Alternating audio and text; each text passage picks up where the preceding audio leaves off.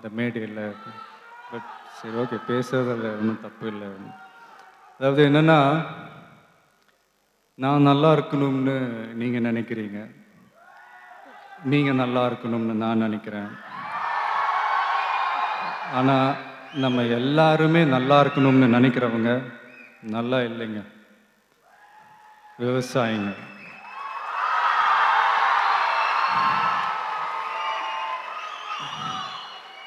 அதாவது இன்னைக்கு அவார்டு வாங்கின அத்தனை பேரும் அவங்கவுங்களோட உழைப்புக்கு கிடைச்ச ஒரு பலன். ஆனால் எந்த பலனும் கிடைக்காம இன்னைக்கு போராடிட்டு இருக்கிற விவசாயிகளை நினச்சா கொஞ்சம் வலிக்குதுங்க.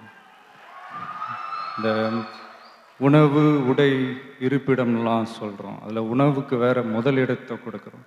ஆனால் அதை கொடுக்குற விவசாயிக்கு பசி ஈஸியாக தீந்துறதுனால தான் நாமளும் அவங்கள பற்றி அதிகமாக நினைக்கிறது இல்லையா நம்ம தெரியல. அதாவது காசு கொடுத்தா கூட சாப்பிட்றதுக்கு எதுவுமே கிடைக்காதுன்ற ஒரு நிலைமை வந்தால் தான் நாமளாம் புரிஞ்சுக்கவும் என்னமோ தெரில. இது அவசியம்ன்றத விட அவசரமும் கூட. ஏன்னா ஆல்ரெடி நமக்கு ஆரோக்கியம் இல்லாத உணவு தான் கிடைச்சிக்கிட்டு இருக்கு.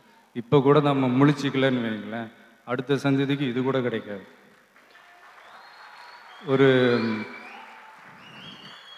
அது என்ன சொல்கிறது, சும்மா ஒரு எக்ஸாம்பிளுக்கு சொல்கிறேன். ஒரு கடையினுடைய ஒரு முதலாளி, முதலாளி தான் உற்பத்தி பண்ணுற ஒரு பொருளை இன்னொரு கடையில் போய் வாங்க மாட்டான்.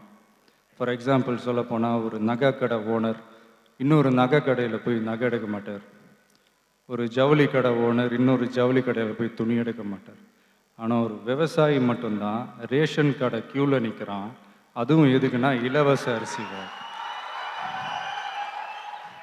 இது இந்த இந்தியா இந்த வல்லரசு ஆகணும், அதாகணும், இதாகணுன்றதெல்லாம் கூட அப்புறங்க. முதல்ல விவசாயிங்க நல்லா வாழ்கிற அரசாக மாறணும். அதான் ஏதோ தோணுச்சு, பேசிட்டேன். ஏதாவது தப்பாக ஏதாவது